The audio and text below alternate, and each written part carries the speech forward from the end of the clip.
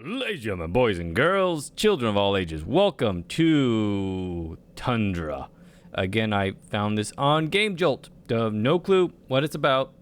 There was some text down there about you wake up, you're lost, you're cold. What does this mean? Anyways, let's see what this is about. I clicked. Inet tits. Sounds are used in twine.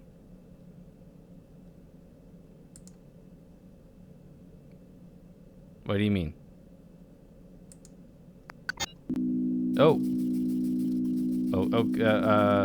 Tundra. I can read. What about TNA? I mean, TNA's not bad. What? Where are you? Wait, what? You're walking. Were you asleep? Did you sleepwalk? Where are you now? It's all white. It's Alabama. What? You don't remember. No, wait. You're Dimitri. You're Dimitri? Your parents hated you. How you ended up here is a blur. But you must most definitely know who you are. These aren't my clothes. Well, I'm not wearing any. Ha! Bad visual. These aren't my clothes. The last thing you remember. I was dancing on a bar at a Mexican restaurant. I'm actually not kidding. That was in college, one of the places I blacked out at, where I don't remember what happened after I was dancing on top of a bar in college. You had dinner with some friends. It got late, and you began a short walk home. And as if you just took a look.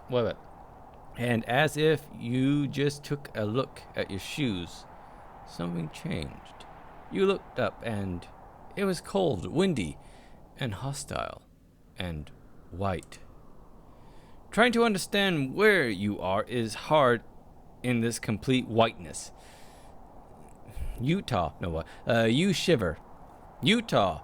You wear some kinds of Utah. Your name is Utah. It's thick, but it doesn't keep all the cold out. Maybe something's in your pocket. There's a hole in me pocket. Hooray. I don't know.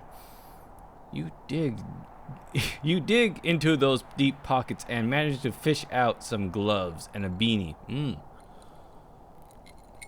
That's how I keep warm there. As a child, you visited places like this before. Hard, cold places that provide little to no shelter. Temperature, animals, hunger, and weariness are your greatest enemies in a place like this. On the tundra. The snow isn't that deep, and you can feel the permafrost through the sole of your shoes as you traverse across the landscape. You try to warm your cheeks. Cheeks? Oh, right, your face, right. With the back of your hand and feel the beginning of a beard. I do need a shave. I've been on the road too long. Did you shave before dinner? Iran doesn't like you in a beard. And just like a woman, force you to shave and be clean. No landmarks. Nothing to rest on. Nothing to eat. No help in sight. No hope. From where you live, it's approximately 580 miles to the closest similar location. You couldn't have walked that far. Is Irina worried? How long have you been gone? Can I click on something else? Finally, you think you see something, or are you going insane from the cold? It's hard to distinguish exactly what it is. Might it be help or a mere mirage? Your stomach growls. You're thirsty. But you manage to find little more energy somewhere deep inside you. Help! Oh, nice. A tree. A naked tree. All alone, like you. Wait a minute, I thought I had clothes on. You feel mocked in some way, as a small portion of hope you try to survive on is depleting faster than you can imagine. You hoped to refill it here. Excuse me, the cold's starting to get to me. At this tree. You bend down, scooping some snow.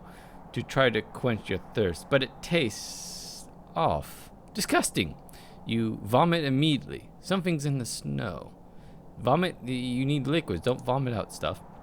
The tree provides no shelter or substance of any kind. For a second, you think about how that would have worked and why you thought that a simple, more or less dead tree could be well, it's a landmark. Just stand on one side of it. If the wind's blowing this way, stand over here. Anyways, the tree trunk seemed to have small opening. At the point of desperation, you'll try anything. What, are you going to stick something in it? As with your pockets, you have to dig. Your hands and arms are swallowed by the hole. Your hands and arms are swallowed by that hole. At first, didn't strike you as this deep. There might be some sort of danger inside, but you're not in any position to be picky. You feel something. You grab and you pull it. Your arm up from the death. Anyways, stop making innuendos. An old, plastic-covered, probably not working, somewhat dirty radio is now in your hand. That plate of hope is filled yet again. Help! You scream for help, but the darn thing well, you have to turn it on first, right? You fiddle with the dials, but even though you get some static, it quickly fades. Night is coming. A tundra is a dangerous place during the day, and even more so at night. You decide to spend the night at the tree or under the tree. You don't sleep. I wouldn't imagine you would. It's impossible in that cold. You'll just rub your hands and your chest trying to survive. Dawn. At this point, you feel it must be easier to name the few parts of you that aren't frozen solid from the cold.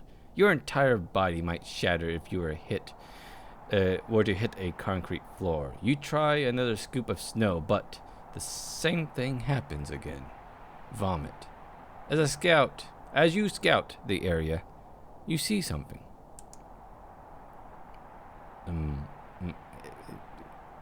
Is that a monkey? A few feet away from you, you see an animal.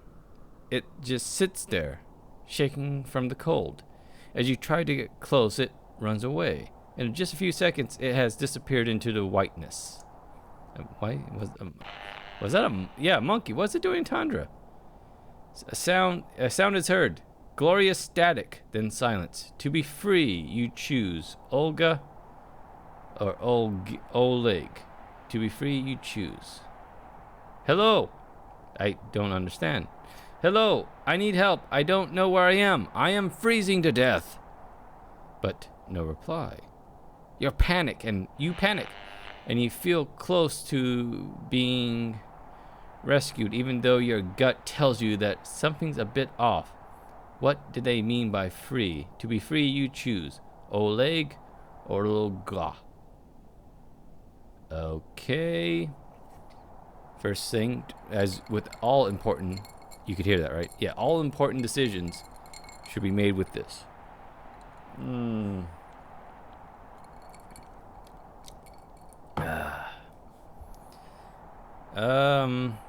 This one actually has a word in it. Let's go with Oleg. Thank you for your reply. Please continue. Continue? Continue where? What the fuck is happening? You feel desperate. There we go. And if the ground wasn't so cold, you would probably lower your body temperature and just collapse. But death isn't an option. Not yet. So you carry on with the radio in one of your deep, deep pockets. You use the edge of your zipper to... Well, you have to go to the bathroom. You zipper over a small mark on a tree so you know which way... Oh, I see.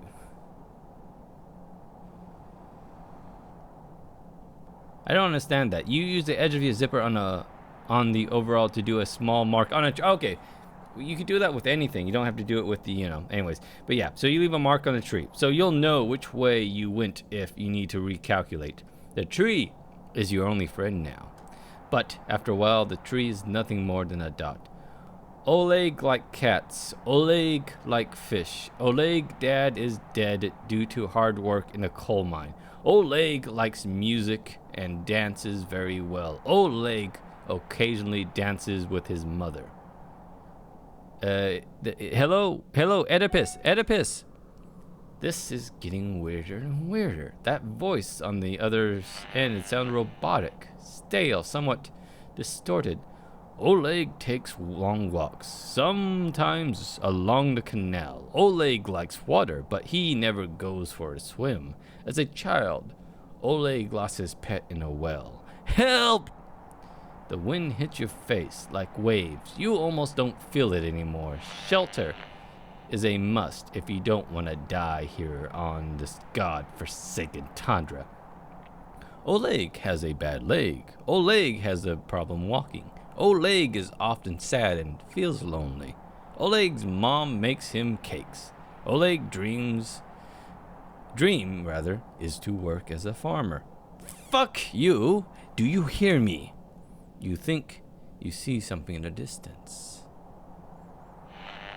Oleg spends a lot of his time taking care of his mother, who is not well. Oleg's mother tells him that he's wasting his life by doing this. Oleg likes ice cream and soda.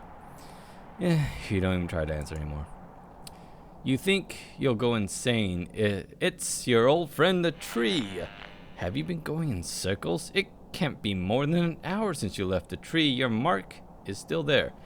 Please dig 20 footsteps to the north. Wait, what? With what? Hello? Dig with my hands? You get an eerie feeling about the tree, as if something is different. You dive deep into the hole once again. Ladies, deeper than ever, lady, before. Your whole arm is inside the tree, and your face is pressed against the bark. But then you feel it. Something. Anything? A very small but sturdy shovel, like one of those hikers may carry. Excuse me, whiskey. It was there before. No, did you miss it? Are you, as you retrieve the radio, you have no idea where north is, so you pick a direction, count 20, and start to dig. It doesn't take long to reach the permafrost, and even though it's a sturdy shovel, it can't beat that type of frozen hell. You'll have to dig somewhere else.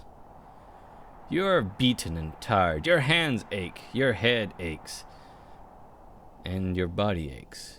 You try more or less all directions, maybe just a bit to the left of the last hole. You strike a metal surface one more time, and hear the same metallic sound. You wipe off the snow and discover a hatchway. A big handle welcomes you, and you grab it, hoping it's not stricken with rust. Slowly, you manage to move the handle. You open it up and find darkness inside, and a ladder. You climb down. So is snow falling in? Is it warm down there? And we are freaking out by now. Not only that, if disbelieve you spend a night in the tundra.